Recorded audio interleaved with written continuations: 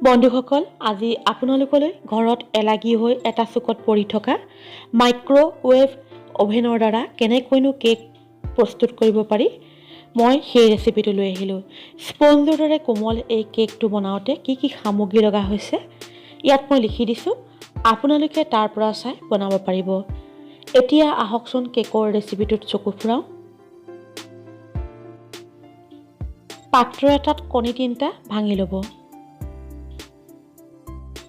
Cake বনাবলৈ যিখিনি বস্তু লোৱা হয় সেইখিনি সমান জোখৰ হ'ব লাগিব আৰু ভিডিঅ'টোত মই যিদৰে লিখিছোঁ ঠিক সেইদৰে আপোনালোকে ল'ব। এতিয়া কণীৰ লগত চেনি দি খুব ধুনীয়াকৈ ফেটি ল'ব। কণীৰ লগত চেনিখিনি ভালদৰে মেলি যোৱাকৈ ফেটিব লাগিব। আপোনালোকে ইচ্ছা কৰিলে পাউডাৰ চেনিও দিব পাৰে।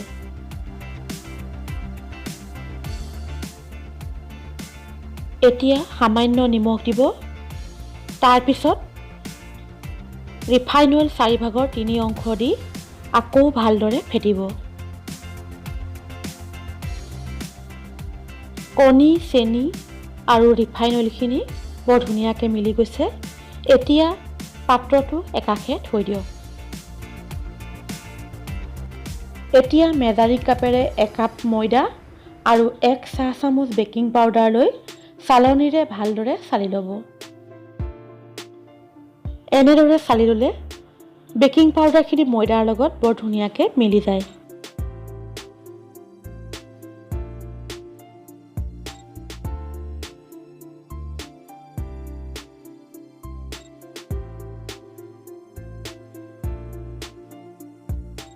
এতিয়া ফেটি লোৱা কণীৰ মিশ্ৰণটোত 4/3 ময়দা দি ভালদৰে ফেটিব।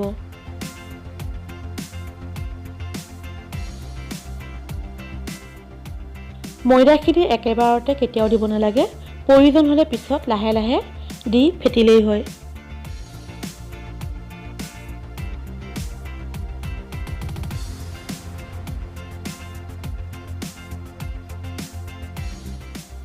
ময়দাখিনি কণীৰ মিশ্ৰণটোৰ লগত মিলি এক হৈ যোৱালৈকে ফেটি থাকিব লাগিব। এতিয়া বাকী থকা ময়দাখিনি দি দিব। তাৰপিছত আকৌ ভালদৰে ফেটি ল'ব।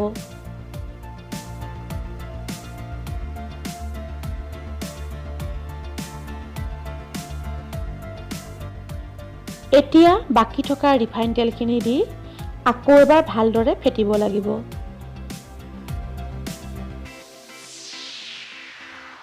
একেবাৰে শেষত ভেনিলা এচেঞ্চ 1 চাহ চামুচ দিব। তাৰপিছত ভালদৰে মিহলাব। ভেনিলা দিলে কণীৰ যি গোন্ধ থাকে সেই গোন্ধটো নোহোৱা হ'ব।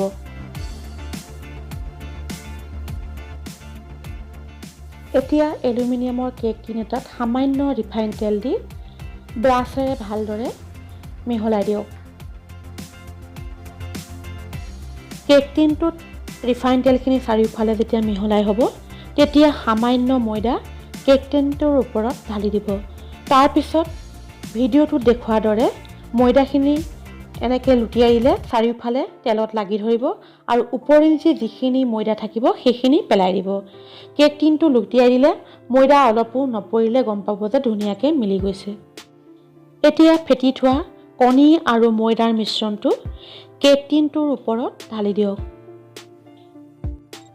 এটা কথা মনত ৰাখিব, যদিহে আপোনালোকৰ মাইক্ৰ'ৱেভ অভেনত কনভেকশ্যন মোডটো থাকে তেতিয়াহে এলুমিনিয়ামৰ কেক টিন ব্যৱহাৰ কৰিব পাৰিব। এইবাৰ কেক টিনটো অলপমান ভিডিঅ'টোত দেখুওৱাৰ দৰে টুকুৰিয়াই দিব।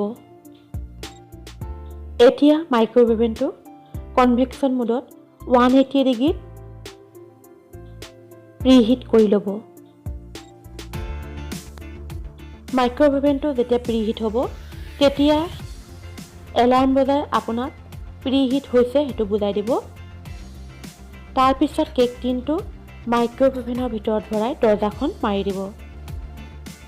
এতিয়া 50 মিনিট সময় ঠিক কৰি অভেনটো চলাই দিয়ক। প্ৰায় বহু গৃহিণীৰ মুখত এষাৰ কথা শুনিব পোৱা যায় যে মাইক্ৰ'ৱেভ অভেনটোত বহুত টকা খৰচ কৰি কিনি অনা হ'ল কিন্তু কেতিয়াও একো এবিধ ব্যঞ্জনৰ সোৱাদ লৈ নাপালোঁ। অন্ততঃ কেকটোকে বনাব নাজানিলোঁ। আশা কৰিছোঁ আপোনালোকে মোৰ এই ভিডিঅ'টো চালে মাইক্ৰ'ৱেভ অভেনত কেনেকৈ কেক বনায় সেই কথাখিনি ভালদৰে বুজি পাই বনাব পাৰিব আৰু কেতিয়াও পস্তাবলগীয়া নহয়। সম্পূৰ্ণ 50 মিনিট হৈ গৈছে আৰু কেকো প্ৰস্তুত হৈ গৈছে। কেকটো হৈ যোৱাৰ 2 মিনিটৰ পিছত দুৱাৰখন খুলিব। তাৰ পিছত হাতত গ্ল'ভছ পিন্ধি কেক টিনটো বাহিৰলৈ উলিয়াই আনিব।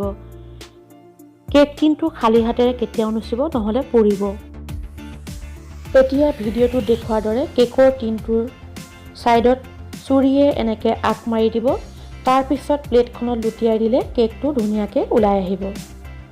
বন্ধুসকল, আপোনালোকলৈ এটা অনুৰোধ, যদি আপোনালোকৰ ভিডিঅ'সমূহ ভাল লাগে তেনেহ'লে লাইক আৰু কমেণ্ট কৰি উৎসাহিত কৰিলে অতিকৈ সুখী হ'ম। লগতে মোৰ চেনেলটো ছাবস্ক্ৰাইব কৰিব। বন্ধু-বান্ধৱক হোৱাটছএপ বা ফেচবুকৰ জৰিয়তে শ্বেয়াৰো কৰিব পাৰিব। কেকটো কটাৰ পিছত এনে দেখাইছে চাওক। ঠিক বেকাৰী কেকৰ দৰে কোমল আৰু কাষটো ব্ৰাউন কালাৰ হৈছে। নতুন ৰেচিপি এটা লৈ আকৌ আহি আছোঁ। আজিলৈ আহোঁ, ধন্যবাদ।